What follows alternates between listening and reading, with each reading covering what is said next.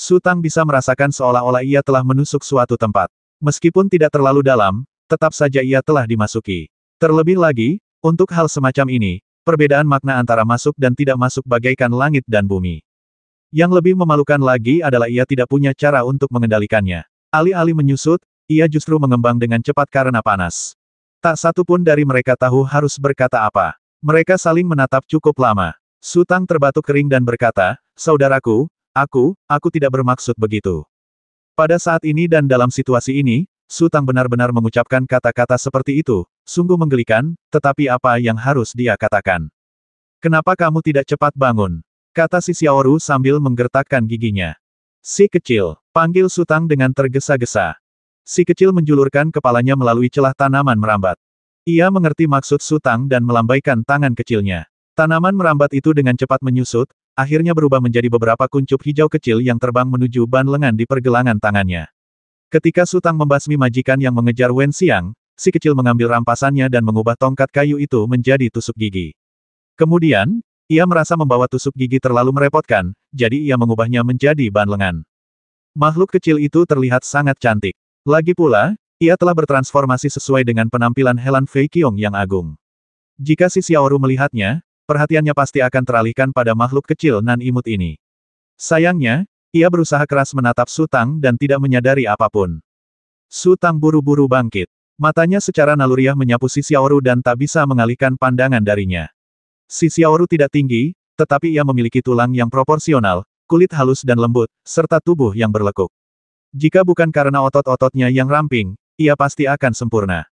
Namun, ini wajar saja. Si Xiaoru telah berlatih menggunakan pedang Tianxia yang berat sejak kecil, sehingga tubuhnya secara alami lebih kuat daripada gadis biasa.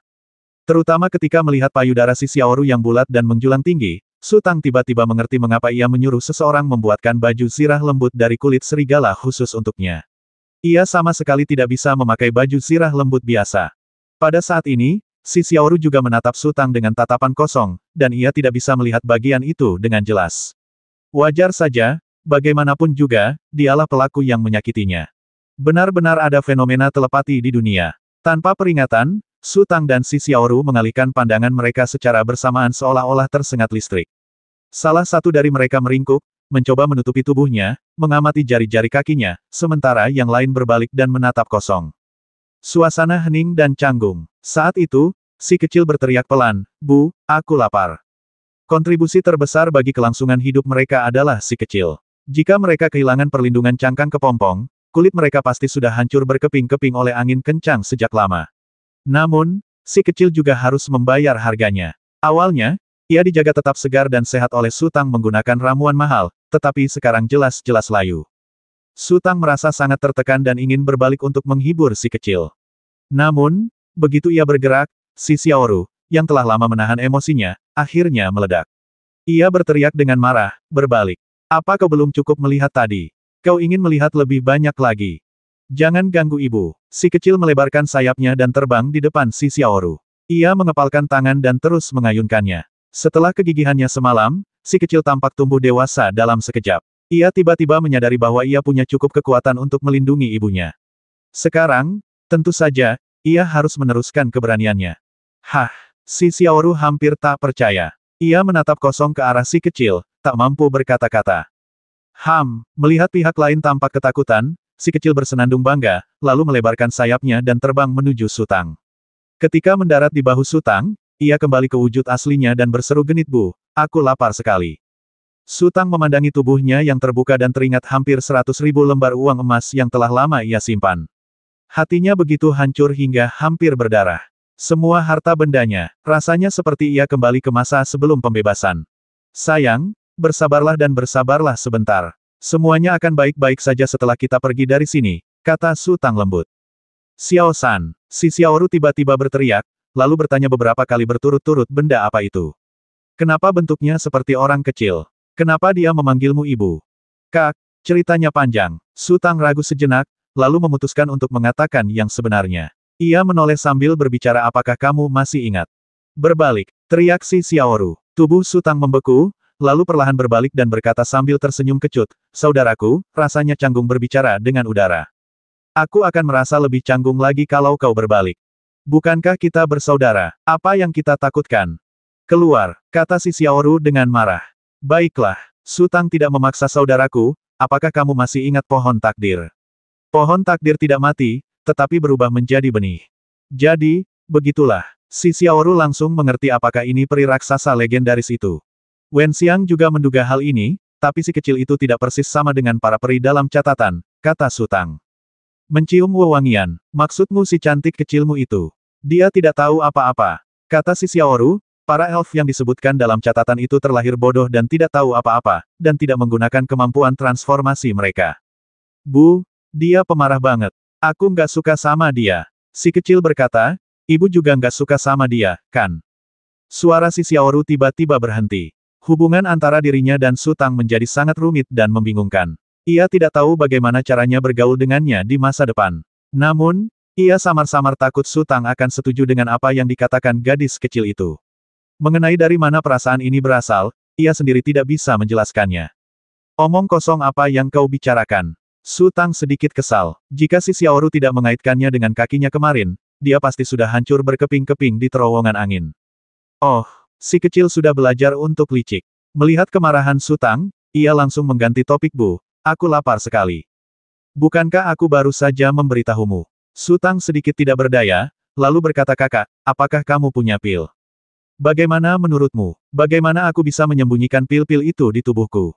Kau, si Xiaoru tertegun ketika berbicara, lalu berkata lembut, Xiao-san, semuanya akan baik-baik saja setelah kita keluar. Saat kita kembali ke kota Hongye, kau boleh minum sebanyak yang kau mau. Mengapa si Xiaoru menjadi begitu lembut? Apakah karena tuduhan Xiao Butian tadi? Saat ini, Su Tang merasa sangat tidak nyaman. Ia ingin berbalik, tetapi ia tidak berani. Ia terbatuk kering dan berkata, saudaraku, kita harus pergi. Jika angin kencang masih sama seperti sebelumnya, seharusnya sudah berhenti pagi ini. Kita kelelahan dan tertidur, membuang-buang waktu. Jika kita tidak pergi sekarang, mungkin akan segera bertiup lagi. Oke, berbicara tentang bisnis, raut wajah si Xiaoru berubah serius. Ayo pergi, kamu di depan. Ngomong-ngomong, apa nama benda kecil ini? Kecil. Ya, Su Tang tahu si Xiaoru ingin mengobrol ringan untuk meredakan suasana canggung, jadi dia melanjutkan percakapan saat itu. Fakta membuktikan bahwa dugaan Su Tang tidak berdasar. Keduanya berjalan di sepanjang terowongan angin selama hampir beberapa jam, dan suara gemuruh samar kembali terdengar dari belakang mereka. Angin kencang kembali datang.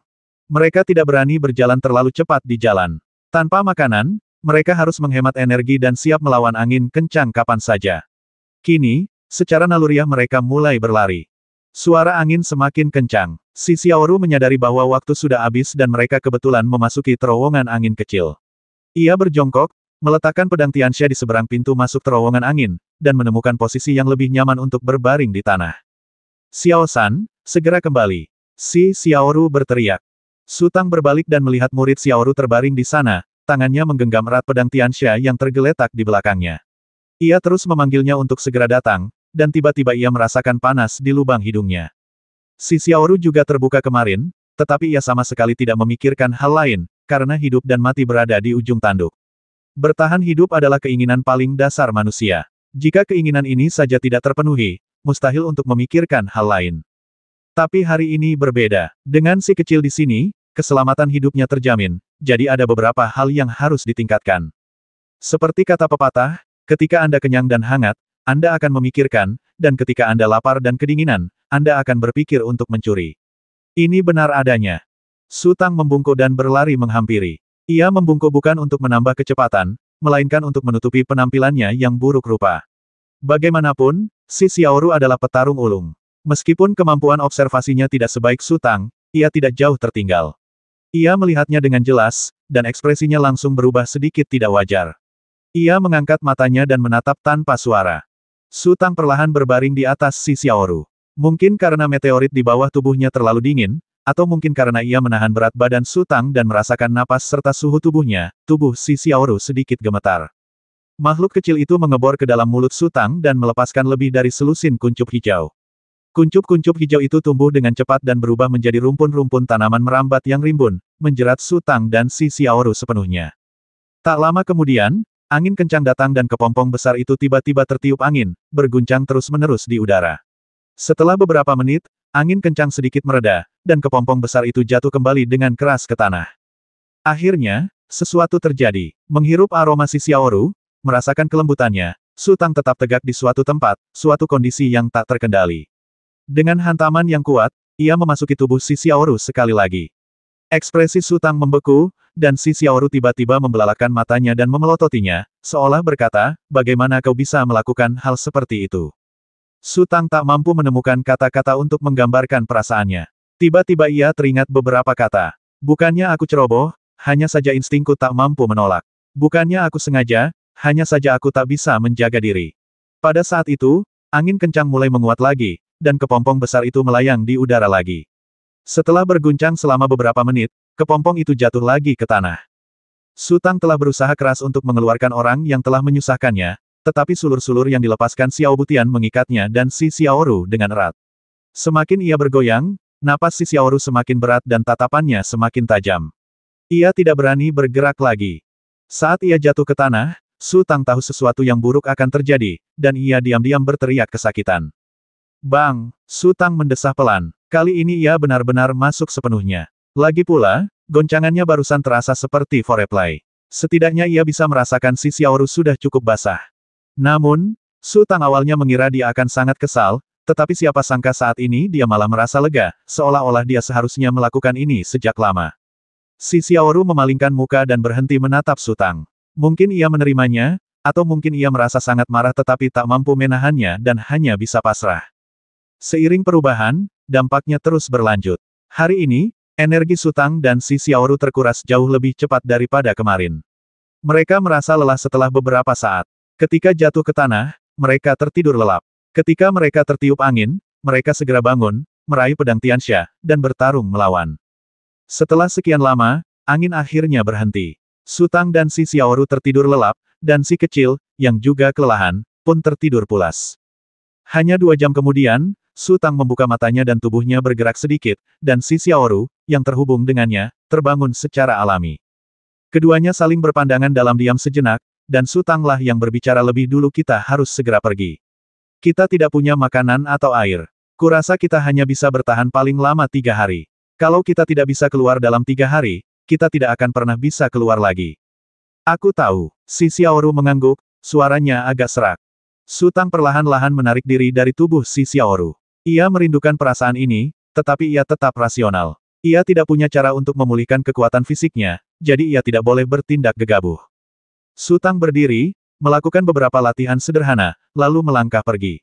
Si Xiaoru mengikutinya dari dekat, memegang pisau Tianxia. Tak satu pun dari mereka bicara. Kecanggungan kemarin mungkin bisa diatasi dengan obrolan ringan, tetapi setelah semalam, tak ada gunanya bicara apapun.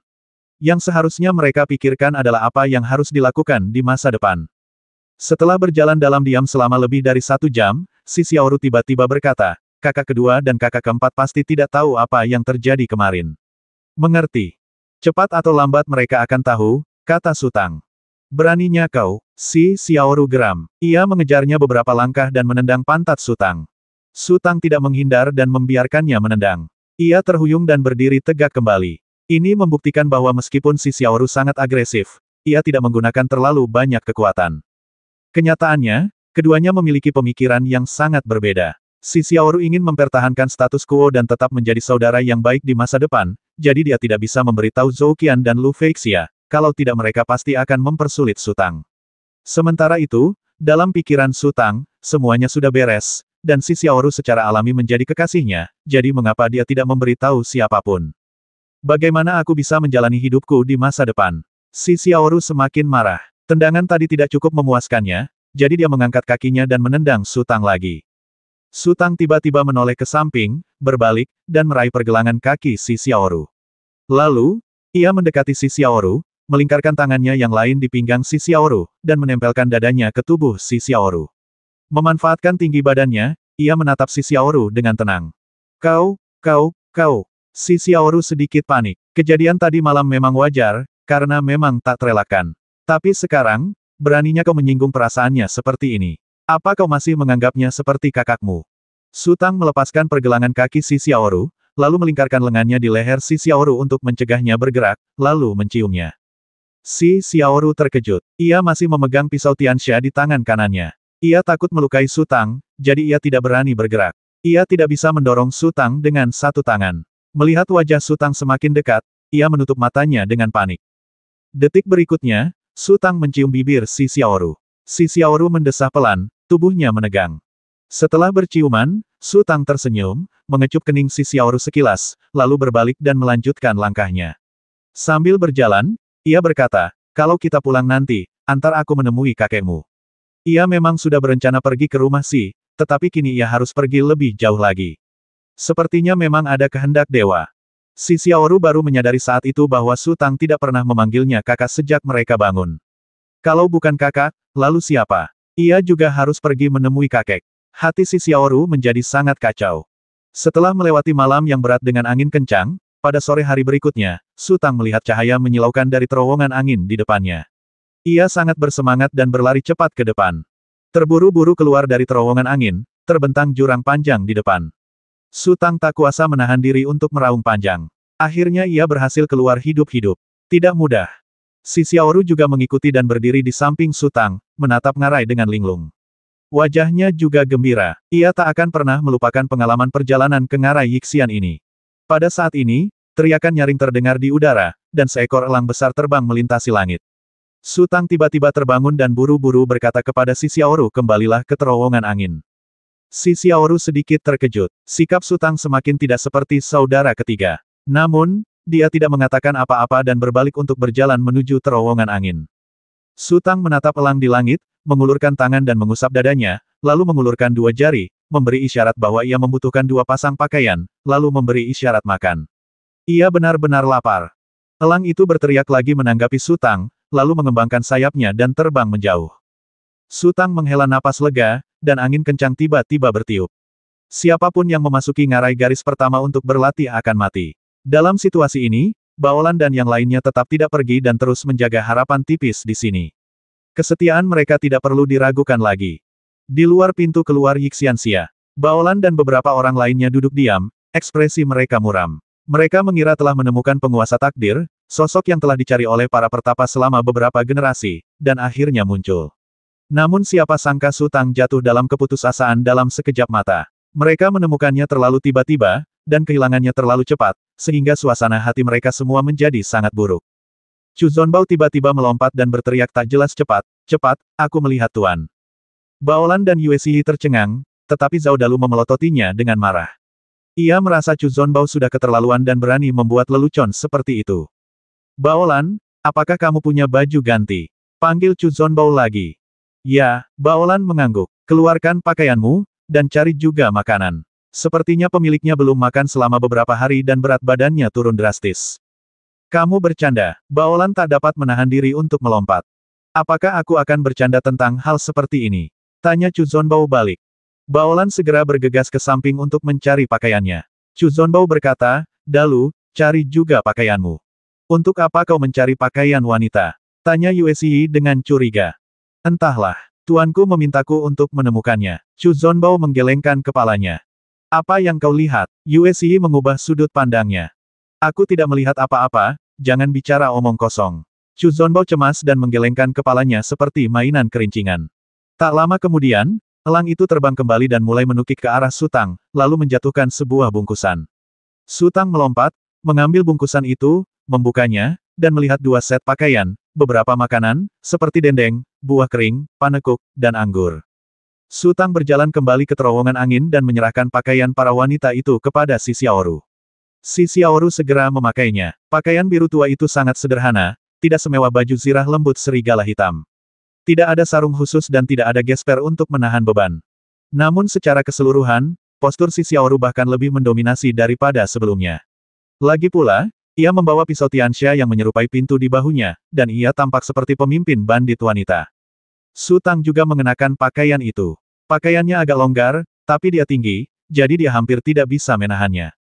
Masalah menutupi rasa malu telah teratasi, dan hal berikutnya tentu saja mengisi perut. Su Tang duduk di atas batu dan mengambil kain minyak yang dibungkus makanan. Si Xiaoru segera menghampiri dengan mata berbinar, dan ia hendak merebutnya. Su Tang merobek sepotong panekuk dan menyodorkannya ke mulut si Xiaoru.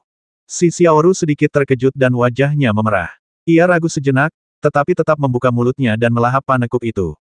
Su Tang merobek sepotong lagi. Si Xiaoru melirik Su Tang dan kembali membuka mulutnya. Ketika panekuk itu disodorkan untuk ketiga kalinya, si Xiaoru akhirnya marah.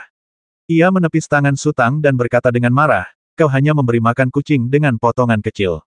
Kau pikir kau memberinya makan. Setelah itu, ia dengan santai mengambil makanan itu dengan ujung jarinya, mengambil paha ayam, duduk di samping, dan mulai memakannya. Su Tang tersenyum. Semakin ia memandang si Xiaoru, semakin menarik perhatiannya. Masih ada anggur. Si Xiaoru melihat kantong anggur itu dan memerintahkan, buka. Bu, aku mau minum, aku mau minum, aku mau minum. Si kecil langsung rewel. Bahkan, meskipun si kecil tidak membuat masalah, Su Tang tetap akan memenuhi semua tuntutannya. Sebagai seorang kontributor yang hebat, ia seharusnya diberi imbalan yang setimpal. Su Tang melihat ke sekelilingnya dan tidak menemukan sesuatu pun yang dapat menampung anggur, maka ia pun melengkungkan tangan kirinya, mengambil kantung anggur, mencabut gabusnya, menuangkan anggur ke telapak tangan kirinya, lalu menyerahkan kantung anggur itu kepada si Xiaoru. Si Xiaoru menggigit cepat beberapa gigitan dan menghabiskan semua daging kaki ayam, lalu mengambil kantong anggur. Apa terburu-buru? Kata Su Tang sambil tersenyum, masih pagi. Si Xiaoru mengabaikan Su Tang dan menatap si kecil yang berbaring patuh di telapak tangan Su Tang sambil minum. Ia memutar bola matanya dan berkata, nak, bagaimana kalau kita berkompetisi? Apa yang kau perebutkan? Si kecil mengangkat kepalanya dan menatap si Xiaoru. Tentu saja ini kontes minum, kata si Xiaoru. Oke, teriak si kecil, ayo bertanding. Aku tidak takut padamu. Si Xiaoru mengangkat kantong anggur dan meneguk 7 atau 8 teguk sekaligus. Kemudian, ia menggoyang-goyangkan kantong anggur itu di udara dan berkata dengan senyum bangga, anggur yang enak. Si kecil menjulurkan pantatnya dan minum dengan tekun, akhirnya menghabiskan semua anggur di telapak tangan Su Tang setelah beberapa saat. Lalu ia meniru si Xiaoru dan berteriak, anggur yang enak. Itu tidak adil, aku sudah minum terlalu banyak. Si Xiaoru bertanya, kamu mau lagi? Ya, jawab si kecil dengan tegas. Aku bilang padamu, kata Su Tang tanpa daya, kalau kau sampai mabuk, aku benar-benar tidak bisa mengurusnya. Akan sangat merepotkan. Cek, kalau nggak berhasil, kamu yang lakuin. Si Xiaoru menatap Su Tang dengan tatapan provokatif. Aku tidak bodoh, kenapa aku harus bersaing denganmu dalam hal minum? Su Tang menggelengkan kepalanya. Si Xiaoru bisa minum banyak, dan dia sudah sering melihatnya. Kau pengecut sekali. Apa kau masih laki-laki? Kata si Xiaoru dengan nada meremehkan. Pertanyaan ini, sepertinya tidak perlu ditanyakan, kan? Nada bicara Su Tang sedikit sarkastis. Si Xiaoru benar-benar kalah dan mengalihkan pandangan dengan panik. Su Tang sangat gembira dan mulai makan dengan suapan besar. Saat mereka hampir selesai makan, si Xiaoru tiba-tiba bertanya, hah? Kenapa elang di langit berubah putih? Putih. Su Tang sedikit terkejut dan menatap langit. Pada saat ini, si Xiaoru tiba-tiba mengulurkan tangan dan mengusap dada Su Tang dengan kuat, menggosokkan lemak bekas makan kaki ayam ke pakaiannya. Si Xiaoru menjadi sedikit sombong lagi, seakan-akan dia telah membalikkan keadaan. Su Tang memandangi noda berminyak di dadanya, merasa agak tak berdaya. Si Xiaoru dan Wen Xiang adalah tipe wanita yang sangat berbeda. Wen Xiang memiliki temperamen seorang istri dan ibu yang baik. Selama beberapa hari mereka tinggal bersama, ia selalu merawat si Xiaoru, Su Tang, dan si kecil dengan baik. Si Xiaoru, di sisi lain, adalah sosok yang lincah dan aktif, dengan kepribadian yang agak liar. Jika ia tinggal di rumah besar seperti orang biasa sekarang, ia mungkin harus mengkhawatirkan kedua makhluk lincah ini sepanjang hari, dan mereka akan bertengkar. Ambil contoh si kecil saat ini. Ia sedang berjalan menuju kantong anggur dengan tatapan licik. Setiap kali mendekat, ia akan menoleh untuk mengamati gerakan Su Tang, lalu terus mendekat. Ia hampir berhasil, kurang dari 3 inci dari mulut kantong anggur, tetapi ketika ia melompat dan mencoba masuk, ujung jari Su Tang terulur dan menjepit sayapnya. Kemudian, Su Tang meraih kantong anggur dan meneguk sisa anggur di dalamnya agar si kecil tidak perlu khawatir. Ibu, si kecil merasa dirugikan. Kamu tidak bisa minum sekarang, kata Su Tang, aku akan membiarkanmu minum sepuasnya malam ini. Oh, si kecil memikirkannya, menjadi gembira lagi, dan duduk di bahu Su Tang. Sebenarnya, Su Tang sering kali tidak menepati janjinya, tetapi si kecil itu tidak licik. Ia hanya mengingat hal-hal baik tentang Su Tang. Setelah mengenakan pakaiannya, si Xiaoru memberanikan diri untuk berjalan di depan. Su Tang mengikutinya dari belakang. Melihat punggung si Xiaoru, ia tiba-tiba menyadari bahwa ia telah melewatkan banyak hal indah. Aku tak pernah menyangka sosok si Xiaoru bisa semenarik ini sebelumnya. Paha rampingnya membuat langkahnya tampak sangat elastis, dan pinggangnya yang lentur meliuk-liuk, penuh pesona. Hanya saja, pedang berkilau itu agak membocorkan rahasia. Karena aku suka, jadi aku suka. Semakin sering aku menontonnya, semakin aku suka. Tidak ada alasan. Saat senja, mereka berjalan keluar dari ngarai. Baolan dan yang lainnya telah berdiri di sana menunggu. Ketika mereka melihat Su Tang, mereka sangat gembira. Mereka melangkah maju, berlutut dengan satu kaki, dan berkata serempak, "Halo, Tuan Su." Melihat pemandangan ini, si Xiaoru sedikit terkejut, karena mereka terlalu hormat, tidak hanya secara fisik tetapi juga dalam ketaatan mutlak mereka. "Bangun," kata Su Tang lembut. Ia melihat sekeliling dan berkata, "Kita tidak bisa lama-lama di sini. Ayo pergi sekarang." "Tuan Su, apa sebenarnya yang terjadi di ngarai itu?" tanya Yue Xi. "Sulit untuk menjelaskannya dalam beberapa kata," kata Su Tang, "aku akan menceritakan semuanya secara rinci saat kita beristirahat malam ini." Kali ini, bahkan si Xiaoru pun menyadari bahwa Su Tang tampak gugup. Mereka pun berhenti bicara, langsung mengemasi barang bawaan, dan langsung menuju hutan di barat. Dalam perjalanan, Su Tang berulang kali menghimbau semua orang untuk mempercepat laju kendaraannya, dan tidak membiarkan semua orang berhenti hingga larut malam. Di hutan lebat, Su Tang menceritakan secara singkat apa yang telah terjadi. Ekspresi Baolan dan yang lainnya terus berubah. Setelah Su Tang selesai berbicara, mereka tak kuasa menahan diri untuk melirik si Xiaoru. Bertahan di tengah angin kencang bukanlah hal yang mudah. Siapapun yang memiliki sedikit imajinasi pasti bisa menebak seperti apa pemandangan itu. "Ini salahku," bisik Su Tang. "Kupikir mengungkap rencana mereka akan menjadi akhir, tapi mereka dari Sekte Guibel. Aku terlalu ceroboh dan kurang berpikir. Bagaimanapun, Sekte Guibel adalah sekte yang tangguh. Rencana mereka tidak sederhana, dan Su Tang kini memahaminya. Jika berhasil, akan menimbulkan konflik di antara tiga sekte utama. Kemudian, Sekte Guibel akan menimbulkan masalah, memperkeruh suasana, dan menyerang inti ketiga sekte tersebut. Jika gagal, Sekte Guibel akan menggunakan taktiknya untuk melepaskan badai dahsyat, memusnahkan semua murid dari berbagai sekte yang berpartisipasi dalam pelatihan. Tak seorang pun dapat membayangkan bahwa semua ini dilakukan oleh Sekte Guibel. Karena telah gagal, mereka tentu harus menyingkirkan segala kemungkinan pembalasan terhadap mereka. Sayang sekali Su Tang tidak banyak berpikir saat itu. Yuan Ai, Dou Ming, dan yang lainnya meninggal. Su Tang merasa kasihan pada mereka, tetapi itu hanyalah penyesalan. Jika itu Baolan dan yang lainnya, dia tidak akan pernah bisa memaafkan dirinya sendiri jika kecerobohannya menyebabkan kematian Baolan dan pertapa setia lainnya. Oleh karena itu, Su Tang merasa takut dan menjadi lebih waspada.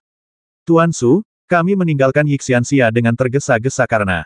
Mata Yue Xi berkedip, "Kami khawatir Sekte Guibel mungkin punya rencana licik." "Itu bukan kemungkinan, itu kepastian," kata Su Tang. "Orang yang menyusun rencana itu sangat teliti, kejam, dan pasti akan mengirim orang untuk mencari kemungkinan korban selamat. Apakah Anda menemukan sesuatu dalam beberapa hari terakhir?" Perhatian semua orang tertuju pada Chu Zonbao, yang memiliki sepasang mata surgawi dan paling cocok menjadi penjaga.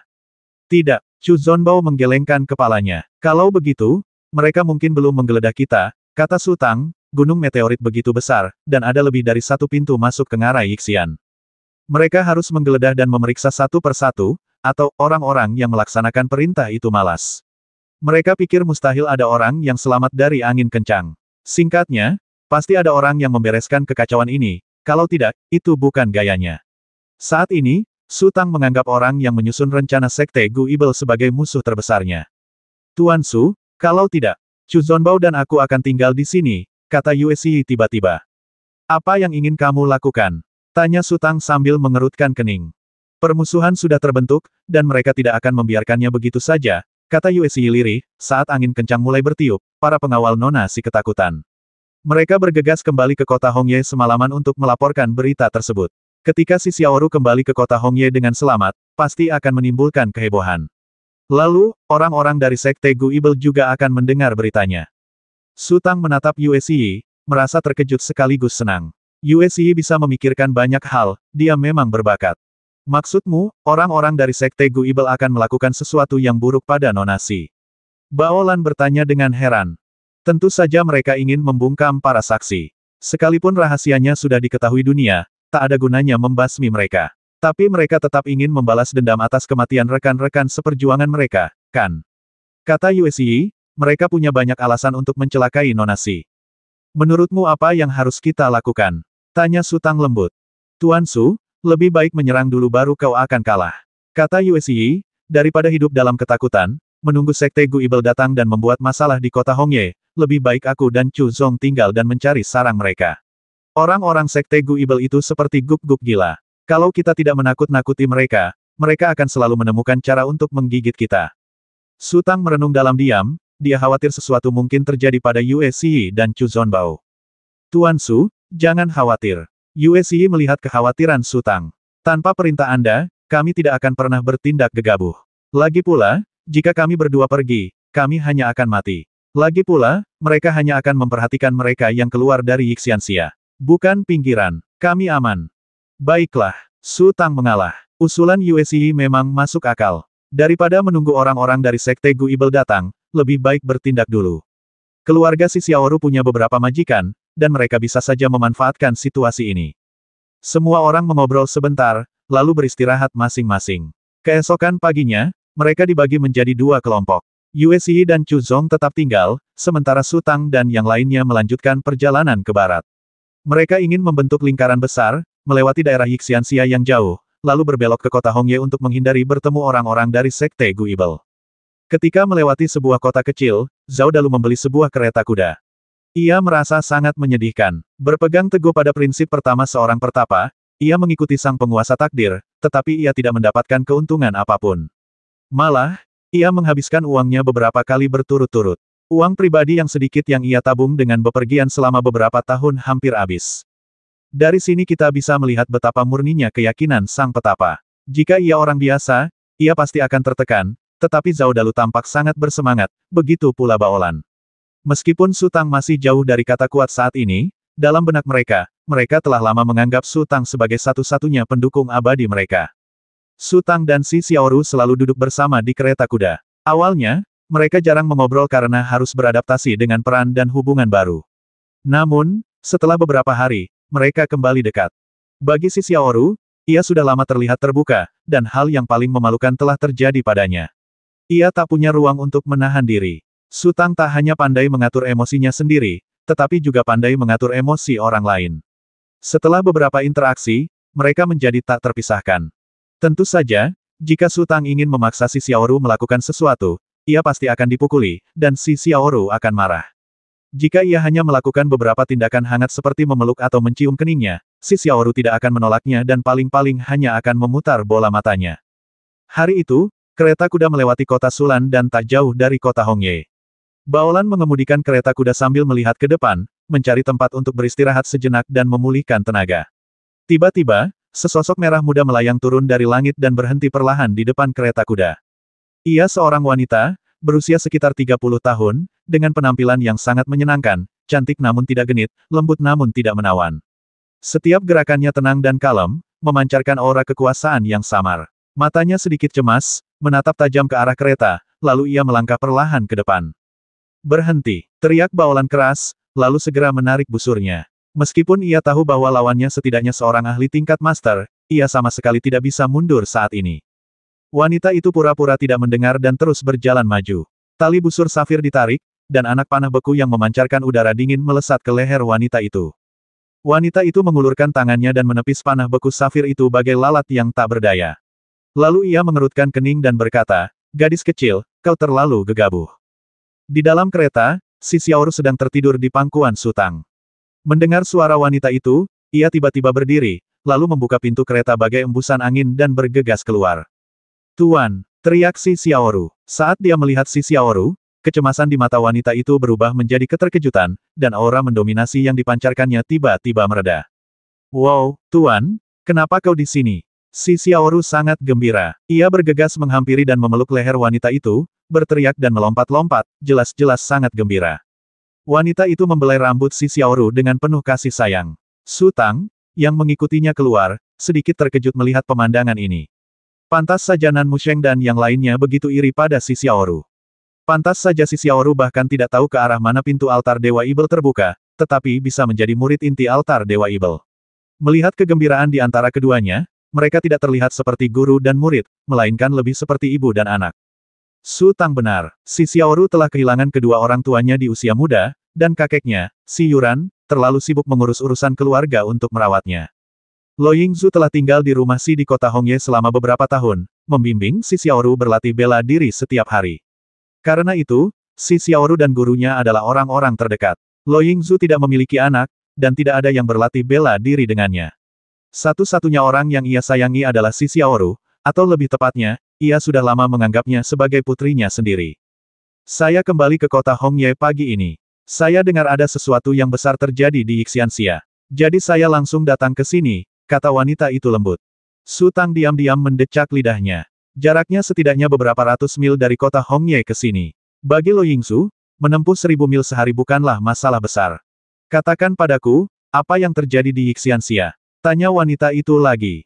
Si Xiaoru kemudian menceritakan apa yang telah terjadi. Ia berpikiran sempit dan menyembunyikan beberapa informasi, misalnya, Su Tang mendapatkan cincin itu, dan apa yang terjadi ketika mereka berdua bertarung melawan Gang Feng. Cincin itu langsung memberi Su Tang peningkatan yang luar biasa. Pastilah itu senjata spiritual yang luar biasa. Ada juga peri agung yang lahir dari pohon takdir. Berita ini terlalu penting. Meskipun si Xiaoru tidak khawatir tuannya akan memiliki niat buruk, ia sama sekali tidak percaya pada altar Ibel. Para petinggi itu hanya peduli pada kepentingan mereka sendiri. Mereka sama seperti para kakek dalam keluarga, hanya saja para kakek sangat kuat, sementara para kakek selalu ingin menjadi lebih kuat. Sekte Gu Ibel, kau yakin itu mereka? Wajah wanita itu memucat, dan udara di sekitarnya terasa mengembun dalam sekejap, membuat orang-orang merasa sesak napas. Ya, itu mereka. Si Xiaoru mengangguk. Kau membuat masalah lagi. Kau benar-benar lupa rasa sakitnya. Wanita itu mencibir, lalu berhenti. Ekspresinya sedikit rileks, dan tatapannya beralih ke Su Tang. Apakah dia Su Tang? Salam, Grandmaster Lo Ying, kata Su Tang dengan hormat. Dari sudut manapun, paha si Xiaoru harus dipeluk erat-erat. Wanita itu menatap Su Tang dengan saksama. Jika apa yang dikatakan si Xiaoru sepenuhnya benar, status Su Tang pun tergambar jelas. Dari terungkapnya pembasmian hingga akhir, Su Tang adalah intinya. Setelah memperhatikan penampilan Su Tang, wanita itu menunjukkan sedikit keterkejutan. Pupil mata Su Tang sebening kristal giok, dan cahaya ilahi berkelebat di antara keduanya. Jelas bahwa energi spiritualnya telah mencapai batasnya dan meluap. Ia bukan hanya selangkah lagi dari terobosan, tetapi setengah langkah, atau bahkan sedikit. Jika pemuda ini memulai retretnya malam ini, dan kemudian seorang guru muda lain muncul di dunia, ia sama sekali tidak akan terkejut. Yang dibutuhkan hanyalah kesempatan untuk melewati celah itu.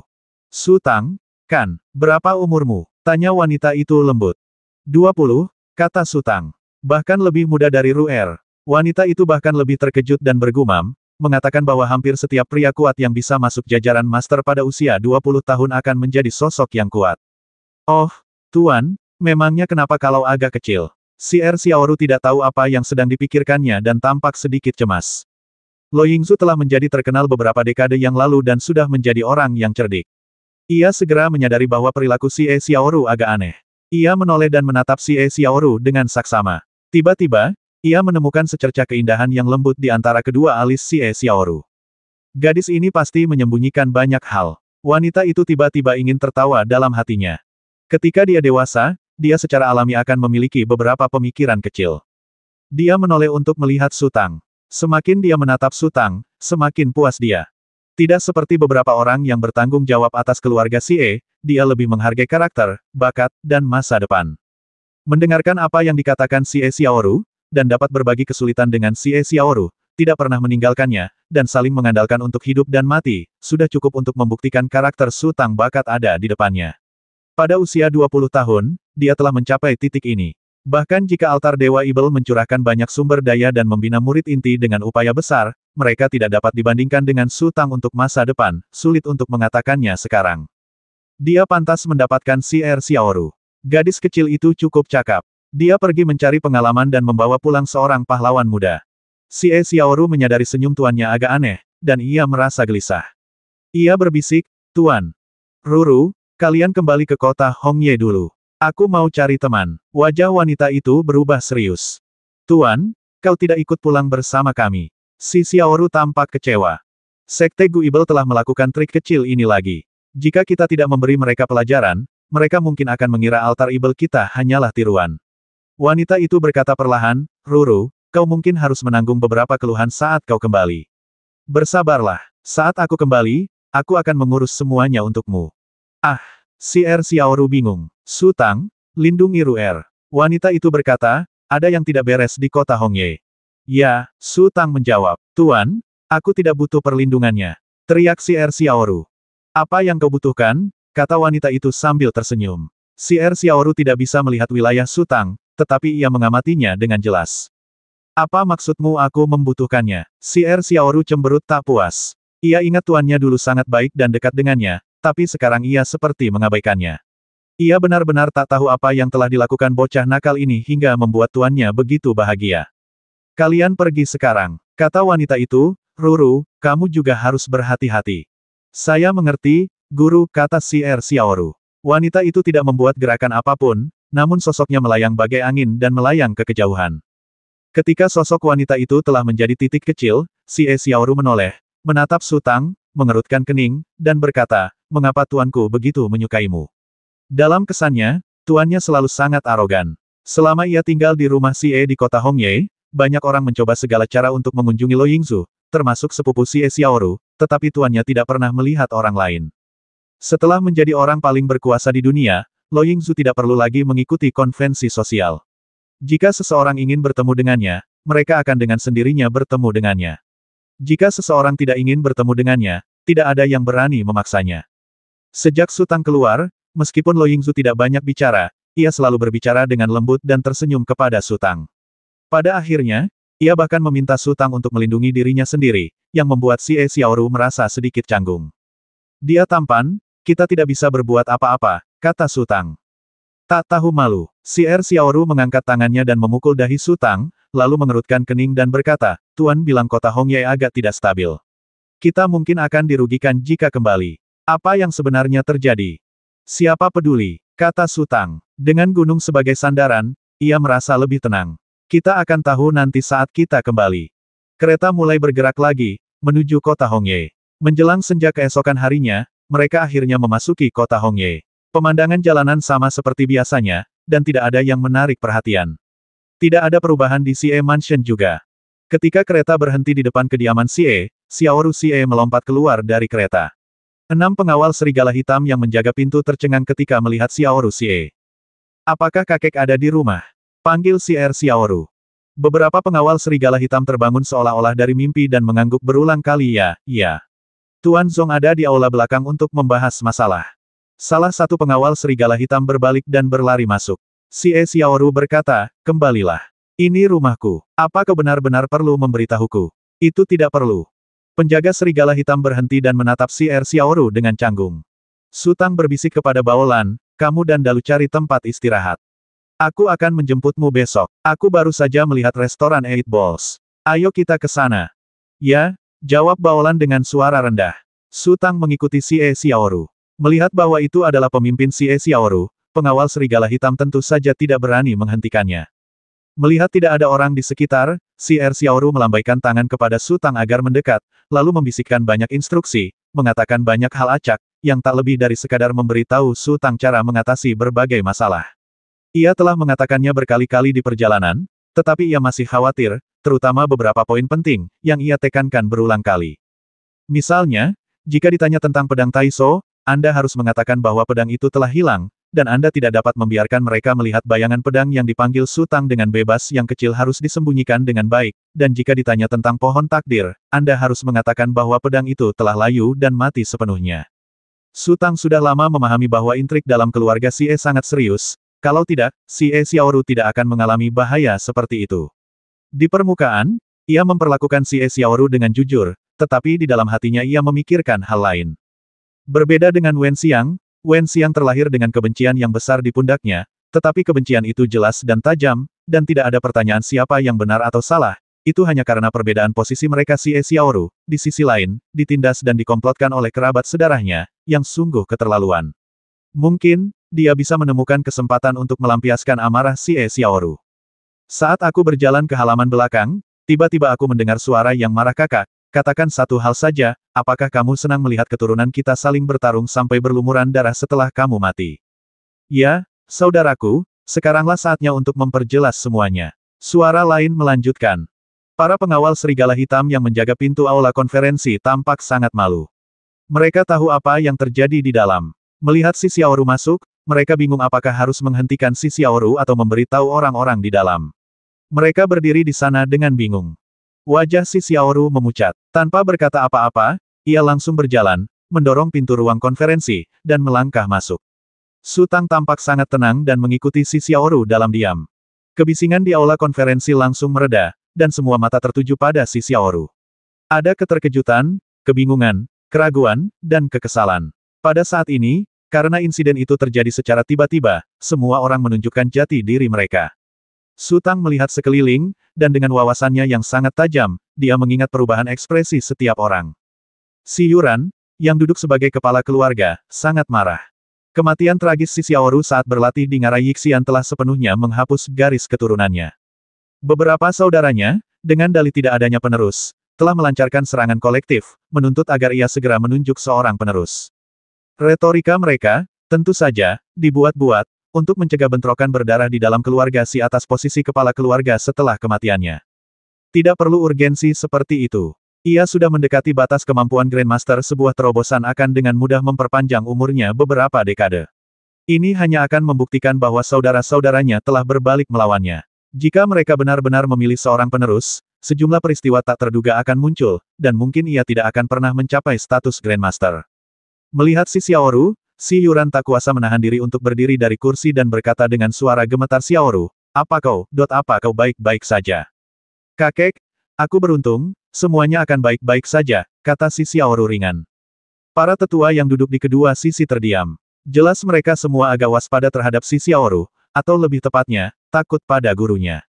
Jika mereka tahu si Xiaoru masih hidup, mereka tidak akan pernah berani menyerangnya. Kata-kata si Yuran mungkin tidak akan efektif. Siapa Lo Yingzu? Bagaimana mungkin dia tega ikut campur dalam hal sepele seperti itu? Tetapi jika si Xiaoru meminta bantuan gurunya, situasinya akan menjadi sangat serius. Mereka tahu betapa Lo Yingzu mencintai si Xiaoru. Hati orang-orang selalu rumit. Mereka ingin memperluas kekuasaan keluarga Si dengan menggunakan nama Lo Yingzu, tetapi mereka tidak ingin si Xiaoru ikut campur dalam urusan keluarga, dan berusaha sekuat tenaga untuk menyingkirkan si Xiaoru. "Xiaoru baik-baik saja. Ini berkah luar biasa bagi keluarga Si kita," desah seorang lelaki tua. "Ya. Aku senang kamu kembali." Para tetua lainnya menanggapi satu persatu, seolah melupakan topik sebelumnya. Namun, si Xiaoru merasa wajahnya memerah. Merekalah yang berteriak-teriak dan memaksa kaisar turun tahta, dan kini raut wajah mereka berubah. Seperti kata pepatah, aib keluarga tak seharusnya dipublikasikan, dan ia tak ingin Su Tang merasa jijik dengan keluarganya. "Xiaoru, ini," mata seorang lelaki tua tertuju pada Su Tang. "Dia adalah Su Tang," kata si Xiaoru. "Su Tang." Pria tua itu terkejut, lalu tiba-tiba teringat sesuatu. "Xiaoru, apakah ini Su Tang yang pergi ke Yun Suais bersamamu?" "Itu dia." Si Xiaoru menoleh ke arah Su Tang. Ia tahu sesuatu akan terjadi. "Kau anak yang sangat bersemangat." Pria tua itu tertawa, dan setelah mengamati Su Tang dari atas ke bawah beberapa kali, ia bertanya, "Tuan Su, apakah kau punya pedang dazeng dari keluarga Si kita?"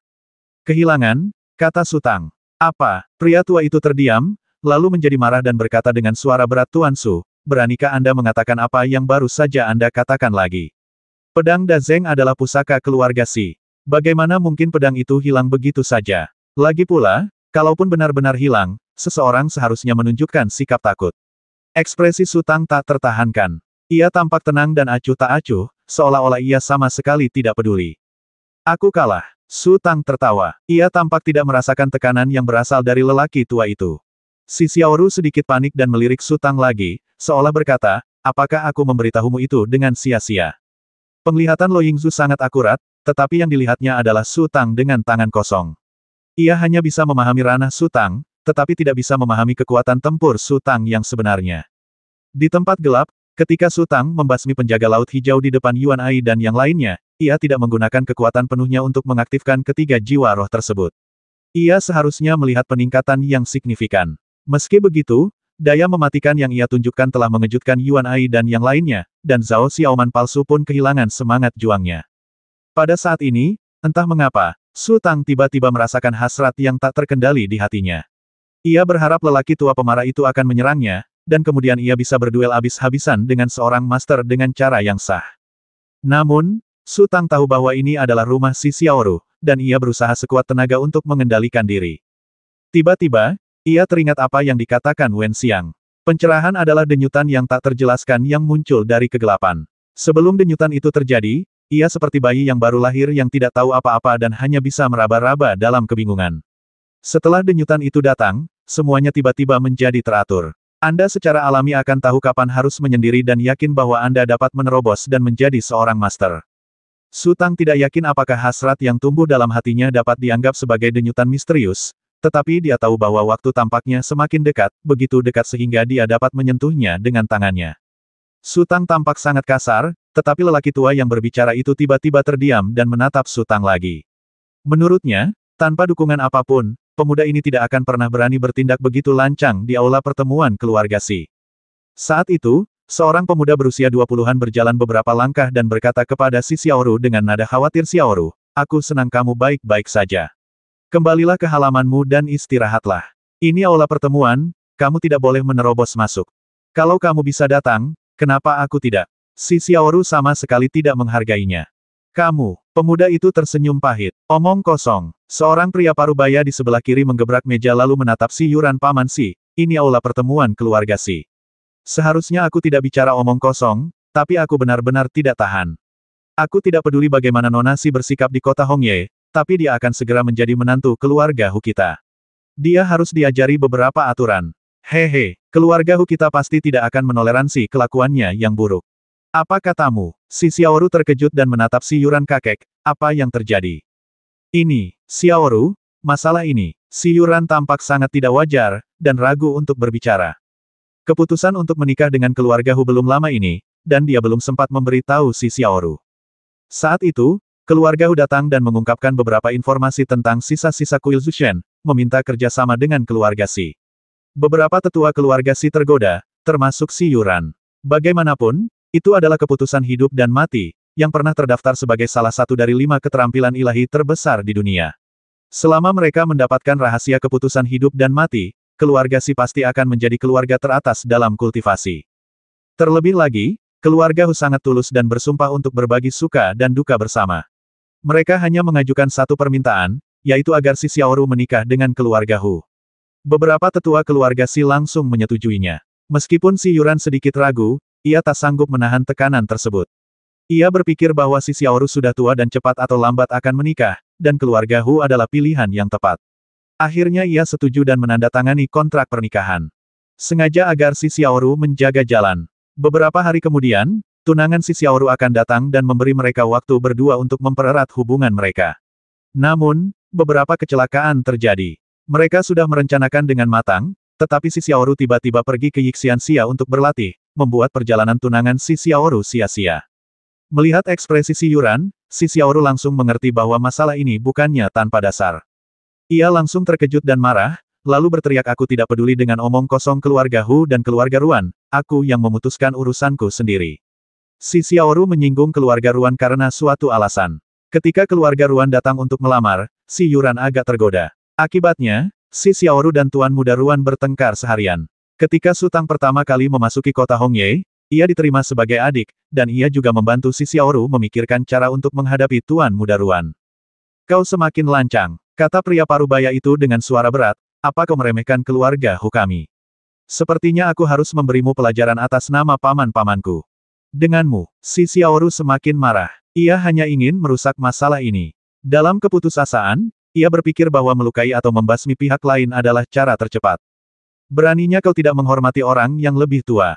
Pria parubaya itu tiba-tiba berdiri. Si Xiaoru menarik napas dalam-dalam dan menggenggam gagang pisau Tianxia erat-erat.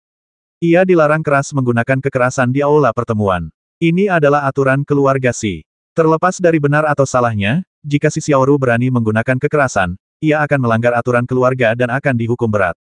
Para tetua keluarga Si seharusnya menghentikannya tepat waktu, tetapi mereka semua duduk santai di sana, mata mereka berkedip-kedip. "Xiaoru, tenanglah dan berhenti main-main," teriak si Yuran.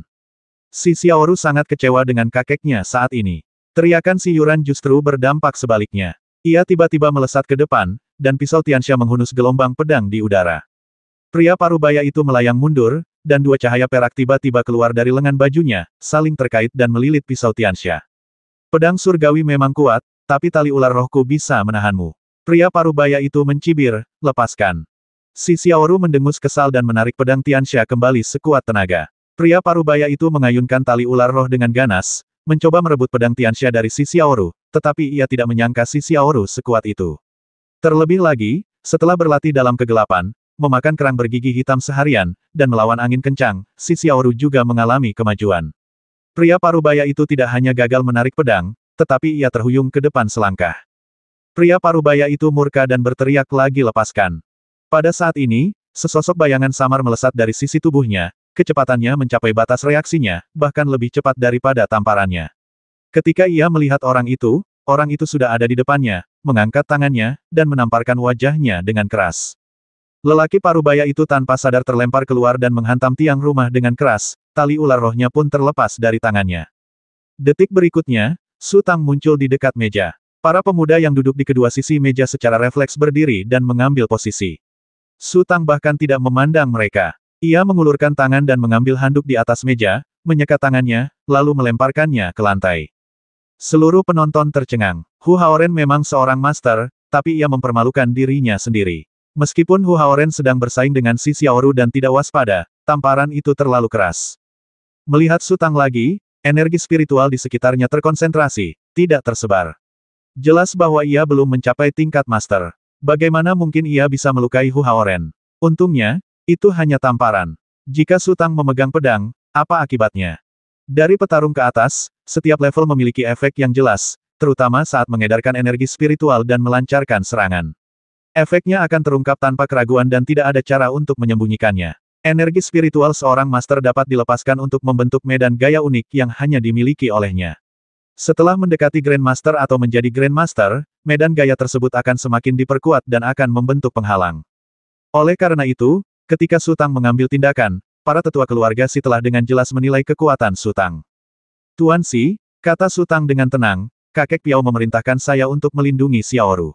Saya tidak punya pilihan selain bertindak cepat. Mohon maafkan saya jika saya telah menyinggung Anda. Su Tang baru saja memukul Hu Haoren dengan tindakan nyata, dan kata-kata ini setara dengan tamparan di wajah semua anggota keluarga Si. Sebagai anggota keluarga Si, kau tidak bisa melindungi si Xiaoru, dan kau harus bergantung padaku, Su Tang. Si Yuran tersenyum pahit dan berkata, bolehkah saya bertanya, Guru Su, dari siapa Anda belajar? Su Tang tersenyum. Sepertinya dunia kultivasi sudah terlalu lama ada dan terlalu tua. Segala sesuatu harus didasarkan pada asal-usul dan senioritas. Aku tidak punya tuan, kata Su Tang. Beraninya kau, anak muda. Hu Haoren akhirnya tersadar dan murka. Ia mengulurkan tangannya, dan dua tali perak yang melilit pisau Tianxia mulai bergerak seperti ular, lalu terlepas dari pisau Tianxia dan kembali ke tangan Hu Haoren. Su Tang menoleh ke arah Hu Haoren, tatapannya menjadi dingin. Keluarga Hu dari kota Beifeng lah yang menangkap Wen Xiang terakhir kali dan menyiksanya. Dendam sebelumnya belum terbalaskan, dan kini mereka telah menambah kebencian baru. Mereka bahkan mengatakan bahwa si Xiaoru cepat atau lambat akan menikah dengan keluarga Hu. Dia tidak bisa mentolerir hal ini apapun yang terjadi. Hasrat akan tekanan, pertarungan, dan bahkan darah dalam tubuhnya semakin berkobar saat ini. Terlebih lagi, jika ia mengerahkan seluruh semangatnya dan bertarung sekuat tenaga, ia akan memiliki peluang besar untuk menang, bahkan jika itu adalah tantangan melawan lawan yang levelnya lebih tinggi. Hu Haoren merasakan hawa dingin menjalar di punggungnya saat tatapan Su Tang, bagai pisau, menyapu lehernya, seolah mencari titik yang tepat untuk menyerang. Tamparan itu sungguh tak terjelaskan, dan ia masih tak habis pikir bagaimana orang itu bisa begitu cepat hingga ia tak bisa bereaksi. Senjata spiritualnya adalah tali ular roh, dan ia telah berlatih teknik pengendalian angin, yang membuatnya dikenal karena kelincahan dan kecepatannya, namun ia sama sekali tak tertandingi. Hu Laosan Si Yuran berteriak ini keluarga Siku, bukan keluarga Humu. Hu Haoren merasa lega ketika mendengar teriakan Si Yuran. Ia ditampar, dan tanpa berkata atau berbuat apa-apa, ia kehilangan seluruh harga dirinya. Sekembalinya ke keluarga Hu, ia menjadi bahan ejekan semua orang. Teriakan Si Yuran merupakan jalan keluar yang sangat baik baginya. Temperamen setiap orang sangat beragam. Ada pengecut yang melarikan diri dari medan perang, dan ada pejuang yang rela mati dengan gagah berani. Perbedaan serupa juga terjadi di antara para guru, guru besar, dan bahkan leluhur yang hebat. Penghinaan hari ini akan dibalas 10 kali lipat besok, kata Hu Haoren dingin, lalu tatapannya tertuju pada Su Tang. Wah, jalan masih panjang. Namamu Su Tang, kan? Kau tak perlu datang mencariku. Su Tang menjawab dengan tenang keluarga Hu di kota Beifeng. Aku akan datang mencarimu. Baiklah, Hu Haoren mendengus 2 kali, lalu melangkah keluar. Keluarga Si yang hadir, termasuk Hu Haoren, mengira Su Tang hanya berbasa-basi. Hanya si Xiaoru yang tahu bahwa Su Tang pasti akan pergi karena si cantik mungil itu, dan ia pun tiba-tiba merasa sedikit sedih. Jika Su Tang tahu apa yang dipikirkan si Xiaoru, ia pasti akan berteriak tidak adil. Hu Haoren terus mengatakan bahwa si Xiaoru adalah menantu keluarga Hu, yang benar-benar membuat Su Tang marah. Jika Su Tang pergi ke sana hanya untuk mencium aromanya, tetapi waktunya akan sangat tertunda sampai ia benar-benar yakin, dan kemudian ia akan pergi ke kota Beifeng untuk menyelesaikan masalah ini. Hu Sanlang, tetaplah di Sanlang, Sanlang. Melihat Hu Haoren berjalan keluar, beberapa tetua keluarga Si panik dan berdiri dan berteriak, tetapi Hu Haoren terlalu malas untuk memperhatikan dan segera berjalan keluar dari pintu aula pertemuan. Kakek, kali ini di Yixianxia, orang-orang dari Sekte Guibel memicu badai yang dahsyat. Jika bukan karena Su Tang yang melindungiku, aku pasti sudah lama mati, kata si Xiaoru perlahan. Meskipun sangat kecewa dengan kakeknya, ia masih memiliki secercah harapan. Memprovokasi keluarga Hu kali ini bukanlah pertanda baik, jadi ia fokus mempromosikan Su Tang ke posisi dermawan, berharap si Yuran dapat menahan tekanan dari keluarga Hu dan melindungi Su Tang di saat kritis. Sekte Guibel, kok mereka ada di Yixianxia? Si Yuran terkejut. Aku agak lelah. Si Xiaoru sedang tidak ingin bercerita tentang pengalamannya di Yixianxia. Lagi pula, si Yuran tidak pernah menanyakannya dari awal sampai akhir. Sekarang setelah bertanya, ia sudah lelah. Ayo pergi. Su Tang bisa melihat bahwa si Xiaoru sedang dalam suasana hati yang buruk. Kedua pria itu berbalik dan berjalan keluar. Para tetua keluarga Si tidak bergerak. Baru setelah Su Tang dan si Xiaoru menghilang di gerbang, seorang lelaki tua berkata dengan suara sinis, "Kakak, apa kau akan membiarkan anak itu pergi begitu saja? Apa kau sudah memikirkan akibatnya? Kalau kau tidak ingin dia pergi, kenapa kau tidak menghentikannya?" Si Yuran mencibir. Ia benar-benar sudah muak. Ia telah dengan tekun merencanakan perkembangan keluarga. Saudara-saudaranya ini tidak hanya mengekangnya di mana-mana, tetapi juga mengingini posisinya. Hari ini, ia dipaksa turun tahta karena ia pikir kesempatan itu telah datang. Kamu adalah kepala keluarga, kata lelaki tua itu, jika kamu tidak berbicara, siapa di antara kita yang berani bergerak? Baiklah, saudara ketiga, kita semua tahu apa yang kau rencanakan. Si Yuran berkata, anak itu masih sangat muda, tapi kultivasinya luar biasa, dan dia sama sekali tidak menganggap serius keluarga Hu, hehe. Bagaimana mungkin dia tidak mendapat dukungan dari para tetua? Seberapa kuat keluarga Si kita dibandingkan keluarga Hu? Jika terjadi sesuatu dan para tetua datang ke rumah kita, apa kau mau aku yang disalahkan? Hehe, anak itu sangat baik pada Xiaoru, kenapa aku harus peduli? Saudaraku, karena kau melihatku seperti ini, aku tidak punya apa-apa lagi untuk dikatakan. Pria tua itu berkata, tapi, biar ku ceritakan dulu. Aku tidak tahu keberuntungan macam apa yang dimiliki Hu Sanlang. Dia tidak hanya sangat dekat dengan orang-orang sekte alam, dia juga berteman dengan utusan suci. Tidak, sekarang dia seharusnya disebut utusan suci. Saudaraku, kau tidak tahu ini, kan? Bulan lalu, Yang Mulia Helan menginjakkan kaki di Gunung Pengshan, menerobos 17 aula, dan langsung menjadi orang suci. Sehebat apapun Patriark Loying, dia tidak akan pernah berani bersikap begitu lancang di depan utusan suci. Saudaraku, kusarankan kau untuk memikirkannya. Kakak ketiga, jangan melebih-lebihkan. Si Yuran berkata dengan nada tidak setuju, seberapa jauh Pengshan dari sini? Berapa lama waktu yang dibutuhkan utusan suci untuk mencapai kota daun merahku? Saudaraku, aku telah mengatakan semua yang harus kukatakan dan memberikan semua nasihat yang harus kuberikan. Orang tua itu berdiri. Si Xiaoru sudah lama tidak tinggal di rumah dan selalu tinggal di Zuiyulu. Kali ini, keadaannya sangat tidak menyenangkan sehingga ia tidak ingin tinggal di rumah. Memasuki menara Zuiyue lagi seperti mengunjungi kembali tempat lama. Ketika penjaga toko Si dari menara Zuiyue melihat si Xiaoru, ia sangat gembira. Ia berbicara dengan berlinang air mata dan bertanya tentang kehidupan si Xiaoru. Ia tampak seperti anggota keluarga si Xiaoru yang sebenarnya. Si Xiaoru meminta manajer Si untuk mengirim seseorang untuk menemukan Zhou Qian dan Lu Feixia, dan dia membawa Su Tang ke lantai atas dan memasuki sebuah ruangan secara acak. Keterampilan memasak di Zuiyulu cukup bagus, tetapi si Xiaoru jelas tidak nafsu makan. Ia menggigit beberapa suap lalu berhenti makan, hanya minum terus-menerus. Pintu kotak itu tiba-tiba terbuka. Si Xiaoru mengira itu Zhou Qian dan Lu Feixia, jadi ia memaksakan senyum dan berbalik untuk berbicara ketika pelayan tua bernama Zong masuk dengan cepat dari luar. Paman Zong, kau di sini, kata si Xiaoru lembut. Saudari Xiaoke, seperti yang diharapkan. Pelayan tua itu menarik napas, dan matanya langsung berkaca-kaca saat pertama kali mendengar mereka berkata, aku tak percaya. Untungnya, ini sungguh sebuah berkah. Si Yuran tak punya waktu untuk mengurus si Xiaoru. Setelah Luo Yingzuo meninggalkan kota Hongye, ia bersama si Xiaoru. Ketika kabar buruk itu datang, kesedihan di hatinya tak terlukiskan, bahkan lebih pedih daripada si Yuran. Pada saat ini, suara sorak Zhou Qian datang dari pintu luar. Kakak, kamu sudah kembali. Sebelum Zhou Qian selesai berbicara, ia bergegas masuk ke ruang pribadi, diikuti oleh Lu Fixia dan Fang Yize. Lu Fixia dan Fang Yize berpegangan tangan hingga mereka memasuki ruangan. Kakak, aku tidak pernah percaya apa yang mereka katakan. Aku tahu kau akan baik-baik saja. Lu Fixia berteriak sambil tersenyum, lalu ia melihat Su Tang dan tertegun. Hah. Xiao San. Keempat ibel kota daun merah telah bersatu kembali, dan dunia tampaknya kembali kacau. Suasana tiba-tiba memanas. Si Xiaoru sedang berlatih di Yixianxia dan mengalami kecelakaan besar, nyaris lolos dari maut. Su Tang telah menghilang selama lebih dari setengah tahun dan pasti tersesat di Yunsuai seperti yang dikatakan Fang Yize. Tentu saja, mereka berdua membutuhkan penghiburan. Zhou Qian dan Lu Fixia bergantian bersulang dan bercerita tentang anekdot dari kota, sementara si Xiaoru, yang melupakan ketidaknyamanannya sebelumnya, ikut tertawa dan bercanda. Pelayan tua, Zhong, tak bisa berkata apa-apa, jadi ia menenangkan diri dan berdiri di samping sambil tersenyum. Xiao San, kemana saja kau? Kenapa kau bersama kakak? Tanya Zhou Qian.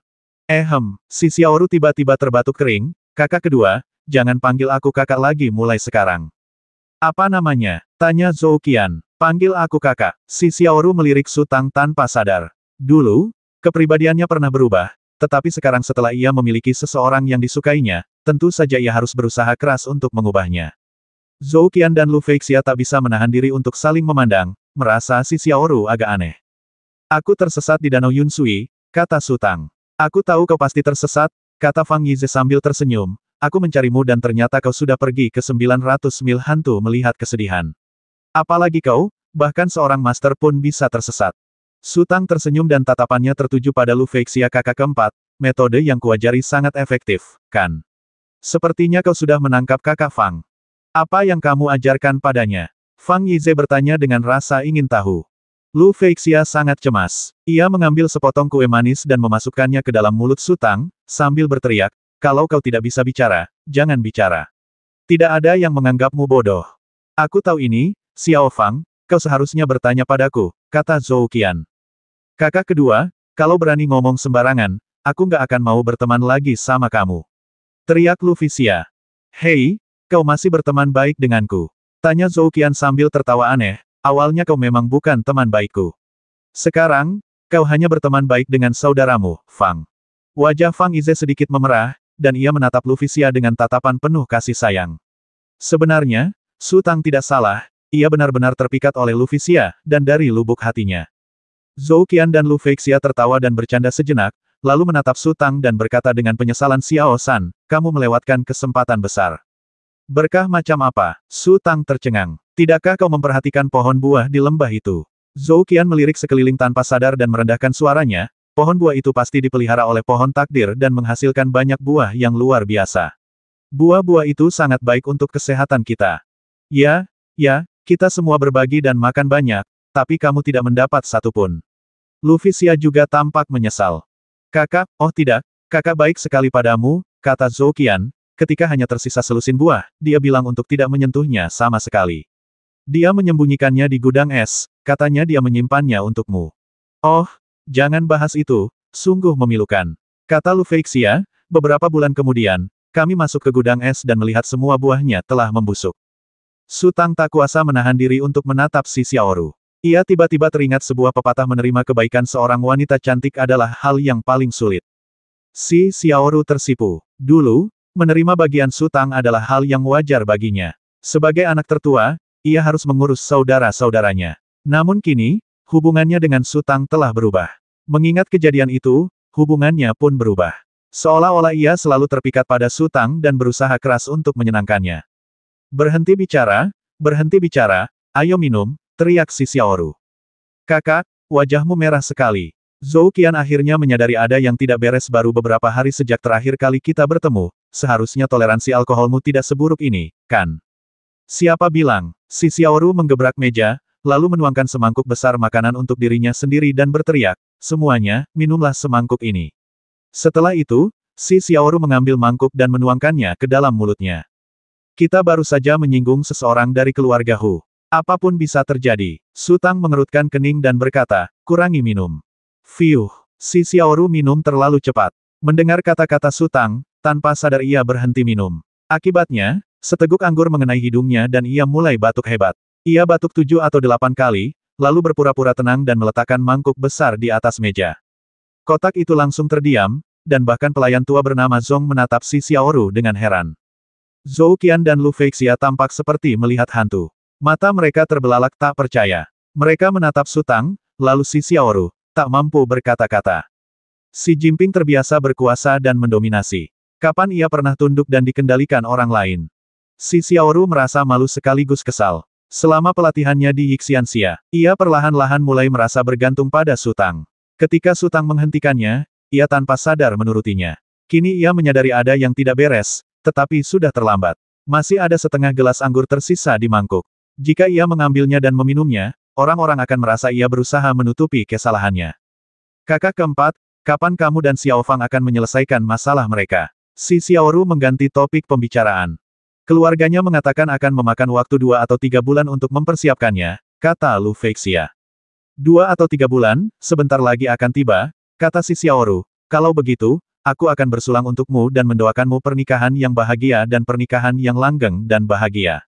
Lu Feixia agak bingung. Masih 2 atau 3 bulan lagi. Bukankah terlalu dini untuk meminta bersulang sekarang? Namun, karena bos sedang bersulang, ia harus minum segelas bersamanya. Seperti kata pepatah, orang yang melihat dari samping akan melihat lebih jelas. Fang Yize melihat segalanya dengan jelas dari samping. Mata si Xiaoru bergerak-gerak, tetapi ia menghindari menatap Su Tang. Ekspresi Su Tang sangat serius, tidak seperti sebelumnya. Yang lebih penting, ia menatap si Xiaoru dengan tatapan lembut. Fang Yize tiba-tiba memikirkan sebuah kemungkinan dan buru-buru membisikkan beberapa kata ke telinga Lu Fika. Puff, kali ini giliran Lu Feixia yang memuntahkan anggurnya. Ia terdiam, matanya melirik Su Tang dan si Xiaoru, lalu berkata dengan nada memarahi, "Jangan bicara omong kosong." "Apa yang dikatakan Xiao Fang?" tanya Zhou Qian penasaran. Tidak ada. Luffy menggoyangkan tangannya dengan panik. Jika Fang Yize tidak mengingatkan mereka, mereka tidak akan pernah memikirkannya seperti itu, karena mereka telah bersama si Xiaoru terlalu lama dan telah lama terbiasa dengan kepribadiannya. Zhou Qian tidak tahu, dan Lu Feixia tidak berani mengatakannya, jadi topik itu dengan mudah dilupakan. Dalam sekejap mata, hari sudah gelap. Ketika pelayan menara Zuiyue membuka pintu untuk menyajikan anggur, Su Tang tiba-tiba melihat sosok yang dikenalnya berjalan di koridor. Orang itu sepertinya melihat ke arahnya, entah sengaja atau tidak, lalu melanjutkan langkahnya. Su Tang sangat terkejut. Setelah terdiam beberapa saat, ia berkata kepada si Xiaoru, "Aku akan jalan-jalan dulu, nanti pulang." Si Xiaoru menjawab, dan Zhou Qian hanya merasa ada yang tidak beres saat ini. Su Tang dan si Xiaoru jarang berbicara, dan ketika mereka berbicara, mereka tidak lagi menggunakan sebutan kakak atau bos seperti sebelumnya, dan sikap mereka menjadi jauh lebih santai. Su Tang bergegas melangkah ke koridor dan mengejar pria itu. Pria itu berjalan lurus ke depan dan masuk ke dalam sebuah kotak kecil. Su Tang berjalan mendekat dan mendorong pintu kotak yang setengah terbuka itu. Hanya ada satu orang di dalamnya, dan ada hidangan sederhana di atas meja. Tatapan mata Su Tang menyapu ke arah pria itu, lalu dia menutup pintu rapat-rapat dan berkata sambil tersenyum, "Mo Xiaobai, itu benar-benar kamu." "Halo, Tuan Su," sapa pria itu dengan hormat. Di paviliun Miaodao di Kabupaten Changshan, ia selalu menjadi asisten Su Tang, yang selalu sibuk melayani Su Tang. "Kau sengaja datang menemuiku. Bagaimana kau tahu aku ada di Menara Zuiyue?" Su Tang mengajukan beberapa pertanyaan berturut-turut dengan cepat. "Apa yang kau lakukan sekarang?" "Tuan Su, saya sekarang melayani pendeta kepala," kata Mo Xiaobai sambil tersenyum. "Pendeta kepala, maksudmu, mencium dupa?" Su Tang terkejut bagaimana kalian berdua bertemu. "Kebetulan sekali," kata Mo Xiaobai, "setelah meninggalkan Kabupaten Changshan, saya pergi ke kota Sulan untuk tinggal bersama kerabat." "Tuan Su, Anda tahu saya tidak punya keahlian khusus. Saya hanya bisa menjalankan tugas untuk orang lain, dan saya kurang baik. Beberapa hari yang lalu, saya mengikuti rombongan ke kota Beifeng dan kebetulan bertemu dengan pendeta kepala. Pendeta kepala bertekad untuk merekrut saya, jadi saya mengikutinya. Setidaknya, pendeta kepala mengerti saya dan tahu apa yang bisa dan tidak bisa saya lakukan." Apakah aroma wewangian yang membawamu kepadaku? Tanya Su Tang. Tidak, Mo Xiaobai menggelengkan kepalanya. Ia ragu sejenak, tetapi akhirnya menggertakkan giginya dan berkata, Tuan Su, Anda juga tahu siapa pendeta kepala itu, kan? Su Tang mengangguk. Xian Xinzai adalah kedai teh kecil. Karena sudah hampir larut malam, ketika Su Tang masuk, tidak ada pelanggan. Hanya beberapa pelayan yang sibuk. Di bawah bimbingan Mo Xiaobai, Su Tang berjalan melewati kedai teh dan menuju halaman belakang. Halaman belakang itu tidak luas, hanya terdiri dari sebuah rumah utama dan 2 baris kamar samping. Di tangga depan rumah utama, seorang wanita tua sedang duduk. Rambutnya beruban, kulitnya setipis kulit pohon, dan matanya tampak terlalu tua untuk dibuka. Ada pembakar dupa di depan tangga, dengan gumpalan asap hijau mengepul darinya. Mo Xiaobai memberi isyarat kepada Su Tang untuk berhenti, lalu mengangguk kepada wanita tua itu. Wanita tua itu menyipitkan mata, menatap Su Tang, mengulurkan ujung jarinya yang berbintik-bintik penuaan, dan mengetuk pembakar dupa. Hal-hal aneh terjadi. Asap di halaman seolah-olah terpanggil dan melayang ke arah pembakar dupa dari segala arah, berkumpul dan tak kunjung bubar, membentuk bola asap yang aneh. Su Tang segera menyadari bahwa asap itu aneh dan digunakan untuk mencegah tamu tak diundang. Su Tang berjalan ke pintu, mendorongnya pelan-pelan, lalu masuk. Di dalam ruangan, seorang wanita tengah duduk di meja panjang dengan sisi tubuhnya menghadap pintu, memegang berkas di satu tangan dan pena di tangan lainnya, sedang membuat sketsa sesuatu, yang ternyata adalah Wen Xiang. Wen Xiang memperhatikan dengan sangat serius. Ia samar-samar mendengar suara seseorang dan mengerutkan kening. Ibu mertua, bukankah sudah kubilang untuk tidak menggangguku?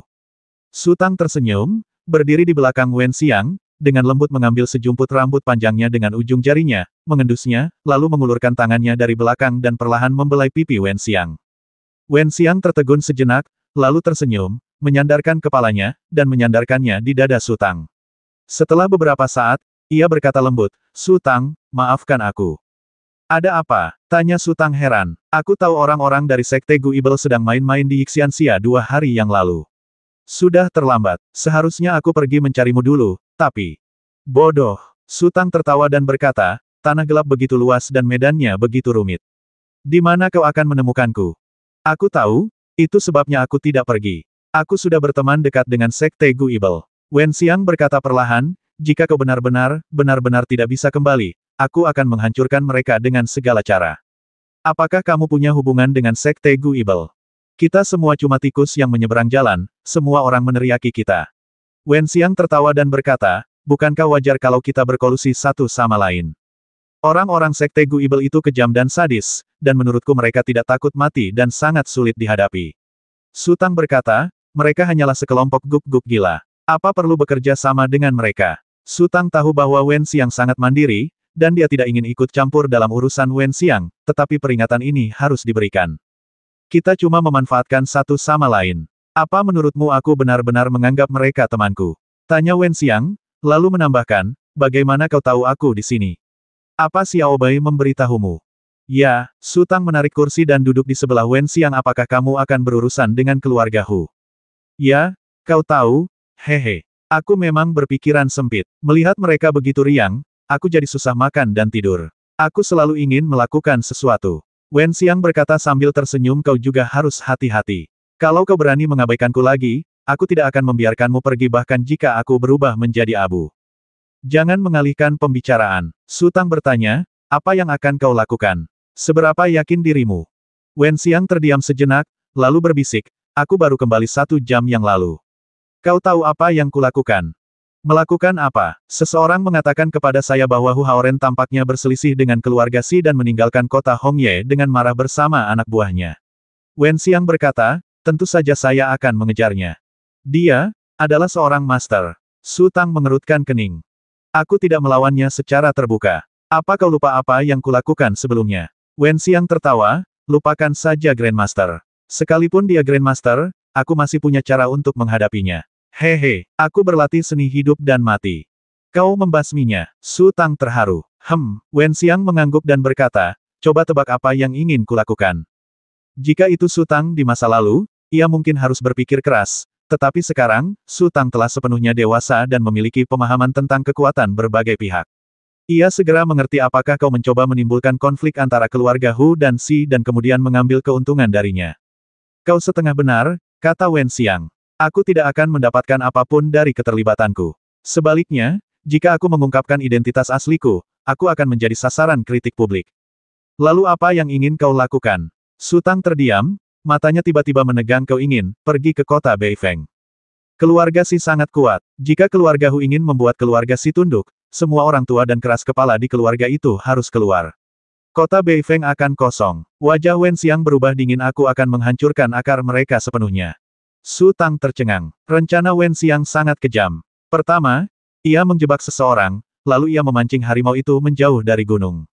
Terlebih lagi, ia tidak mencoba menghancurkan para penguasa keluarga Hu, melainkan hanya ingin menghancurkan fondasi keluarga Hu. Tingkat keberhasilannya sangat tinggi.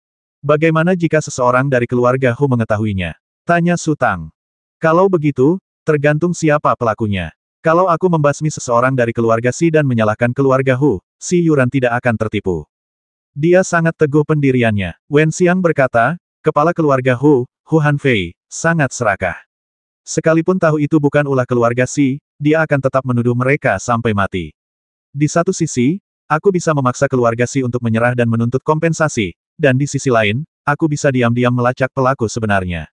Bukankah itu seperti sekali mendayung dua burung terlampaui? Su Tang berhenti bicara. Wen Xiang sudah tahu sifat asli keluarga Hu. Selama kepala keluarga Hu benar-benar seperti yang dikatakan Wen Xiang, dia tidak akan pernah melepaskan kesempatan itu. Dia tahu betapa kayanya keluarga Si saat pertama kali bertemu Si Xiaoru. Tentu saja, keluarga Hu akan mengambil risiko besar. Paman Su, kenapa paman terlihat agak sedih? Apa paman mengkhawatirkan kakak laki-lakimu? Wen Xiang berdiri sambil tersenyum, lalu duduk di pelukan Su Tang. Kakak tertuaku. Su Tang tertegun sejenak, lalu menyadari bahwa Wen Xiang sedang membicarakan Si Xiaoru. Ia menggelengkan kepala dan berkata, ketika Mo Xiaobai datang kepadaku, kupikir kau ingin balas dendam dan ingin melakukan sesuatu yang gegabah. Sekarang sepertinya, tidak ada masalah. Kurasa itu mungkin. Xiaobai, jangan salahkan dia, dia tidak tahu apa yang akan kulakukan. Oh, setelah kejadian terakhir, aku tidak akan percaya siapapun lagi. Mereka hanya tahu aku ingin berurusan dengan keluarga Hu, tapi mereka tidak tahu bagaimana atau kapan aku akan melakukannya. Lalu kenapa kau memberitahuku? Kata Su Tang sambil tersenyum. Kaulah lelakiku. Kalau aku tak percaya padamu, siapa lagi yang bisa kupercaya di dunia ini? Wen Xiang bersandar di bahu Su Tang. Siapa wanita tua di luar sana? Tanya Su Tang, apakah dia akan mendengarkanmu? Aku juga tidak tahu, tapi mereka secara alami akan mendengarkanku di permukaan. Wen Xiang berkata, ketika aku di Kabupaten Changshan, aku hampir tidak berhubungan dengan mereka karena, ketika ibuku meninggal, dia memperingatkanku. Kemudian, ketika aku tidak punya pilihan lain, aku harus mencari mereka. Aku tidak menyangka namaku akan begitu efektif. Hehe, lagi pula, aku adalah keturunan Master Wen Tian. Dan satu-satunya yang mempraktikkan keputusan hidup dan mati. Dan kamu menjadi pemimpin mereka. Tidak juga, di sini baik-baik saja, kata Wen Xiang sambil tersenyum. Ada berapa banyak orang seperti wanita tua itu? Pernahkah kau dengar pepatah bahwa kelabang mati tetapi masih ada anggota tubuhnya? Wen Xiang berkata, kukira kuil pembantai dewa sudah lama lenyap, tapi sekarang aku tahu mereka punya koneksi di mana-mana. Aku tidak tahu persis berapa banyak orangnya, tapi kurasa ada 3 atau 4 di sini, mereka yang pernah kutemui dan bersedia mendengarkanku. Ketika Su Tang kembali ke Menara Zuiyue, hari sudah larut malam. Zhou Qian, Lu Feixia, dan yang lainnya sudah pergi. Si Xiaoru, yang terlalu mabuk untuk minum alkohol, juga tertidur lelap. Seorang pelayan tua bernama Zong menjaga pintu Si Xiaoru. Melihat Su Tang mendekat, ia berbisik, Tuan Su, nona muda sudah tidur. Aku mengerti, Paman Zong. Su Tang berkata, aku tidak akan membangunkannya. Setelah berkata begitu, Su Tang mendorong pintu dan masuk.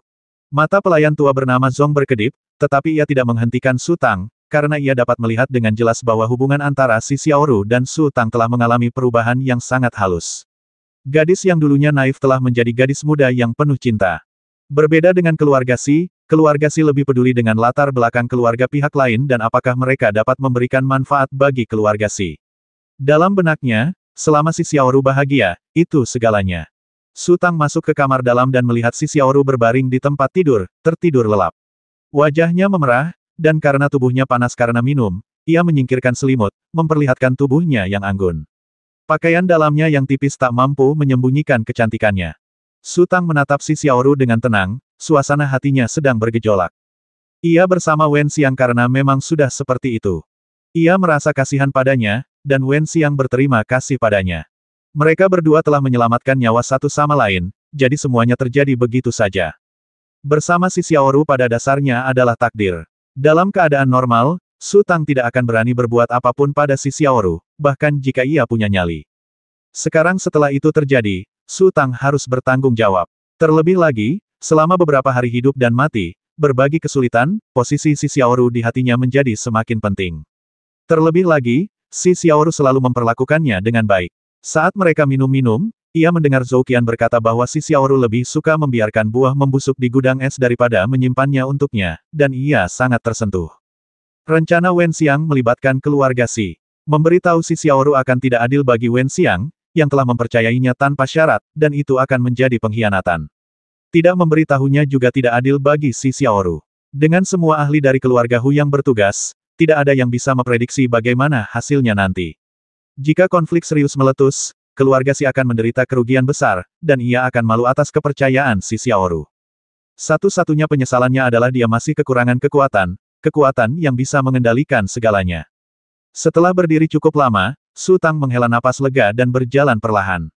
Tiba-tiba, ia melihat sebuah botol kecil di atas meja dengan selembar kertas di sebelahnya. Ada 3 kata tertulis di atasnya si kecil. Yang lain tidak mengerti, tapi Su Tang sangat memahaminya. Ia mengambil botol itu dan membuka sumbatnya, dan di dalamnya terdapat pil peiling. Su Tang tertegun sejenak, lalu tersenyum. Si Xiaoru juga bisa begitu perhatian. Su Tang meraih botol kecil itu dan melihat sebotol anggur sisa di sebelahnya. Ia mengambilnya dan mengocoknya, lalu berjalan keluar. Pelayan tua bermarga Zong melihat Su Tang keluar dan berkata dengan lembut, "Tuan Su, saya baru saja mengatur agar kamar Anda berada di sebelah. Tidurlah lebih awal." "Terima kasih, Paman Zong." Su Tang tersenyum. Memasuki kamarnya, menutup pintu dan jendela, Su Tang berbaring di tempat tidur, menatap langit-langit dengan linglung. Si kecil menjulurkan kepalanya dari kerah bajunya sedikit demi sedikit, mengepakkan sayapnya, terbang ke udara, berputar-putar seperti patroli, dan akhirnya mendarat di dada Su Tang.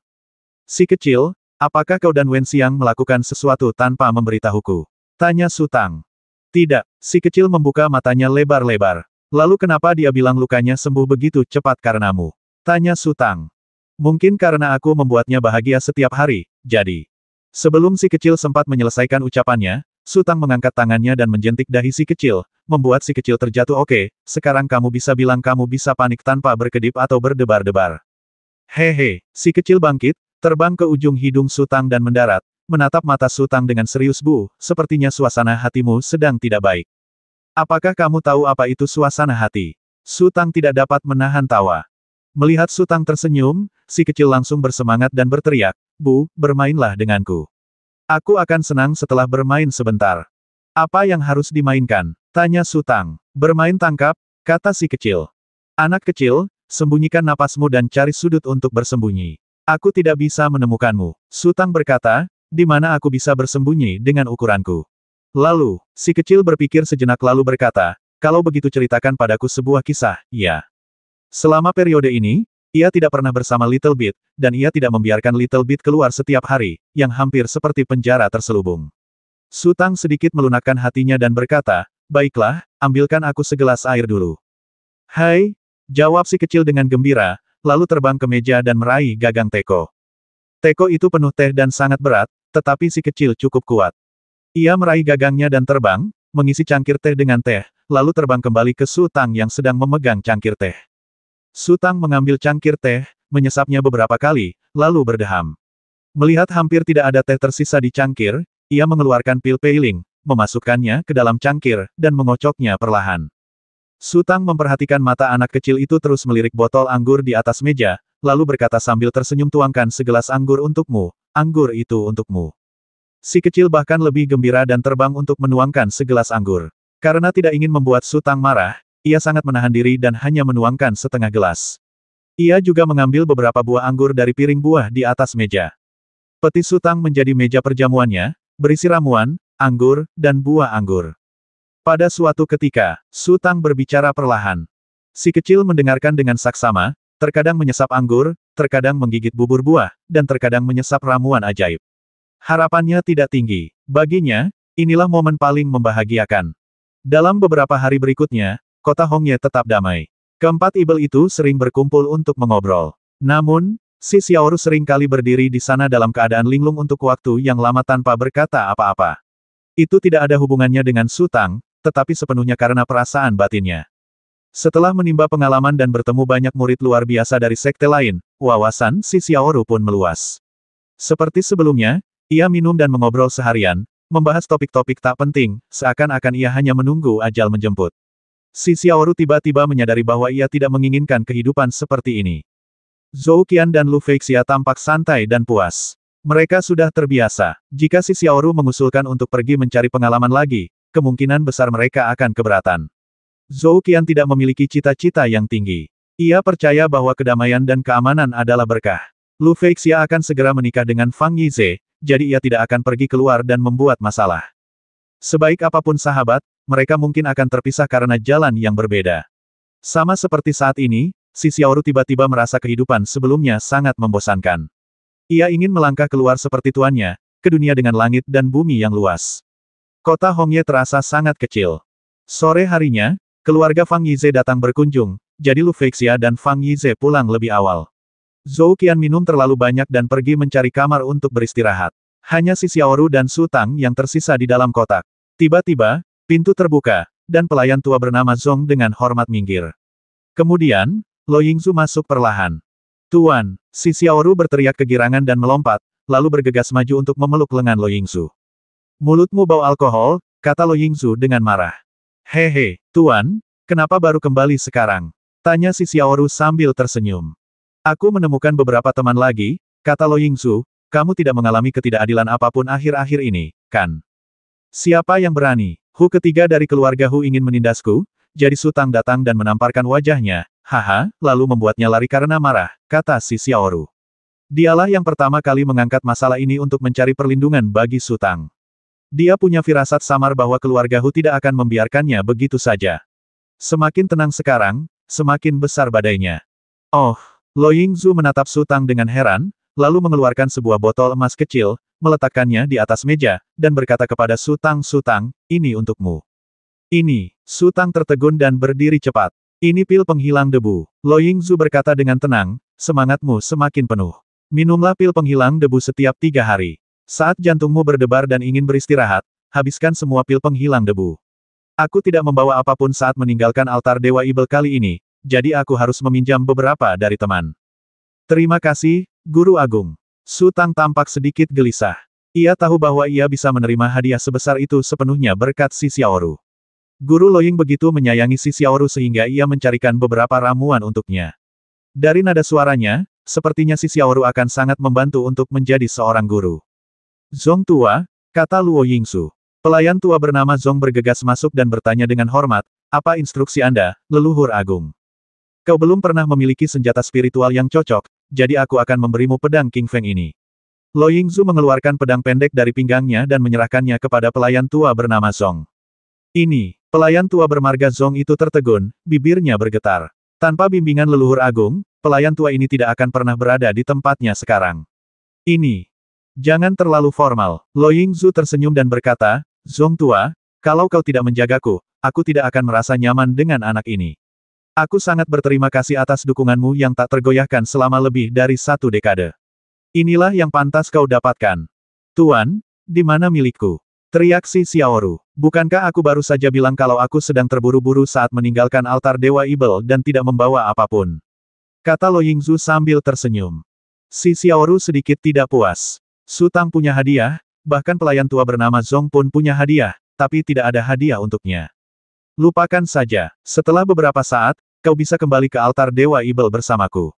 Lo Yingzu berkata, jika kau melihat sesuatu yang kau suka, silakan ambil. Pergi ke altar Dewa Ibel. Si Xiaoru terkejut, lalu menatap Su Tang. Pergi ke altar Dewa Ibel, bukankah itu berarti berpisah dari Su Tang? Gadis bodoh, hanya karena kau pergi ke altar Dewa Ibel bukan berarti kau tidak akan diizinkan keluar lagi. Lo Yingzu mendesah, penghalangmu sudah dekat. Di altar Dewa Ibel, dengan gurumu yang mengawasimu, kau akan memiliki lebih sedikit kemunduran dan lebih percaya diri. Pelayan tua bernama Zong mengawasi dari samping. Ia mengerti segalanya. Si Xiaoru dan Su Tang sangat menyukai satu sama lain. Lebih penting lagi, dengan izin Lo Yingzu, rencana keluarga Hu pasti akan gagal. 140.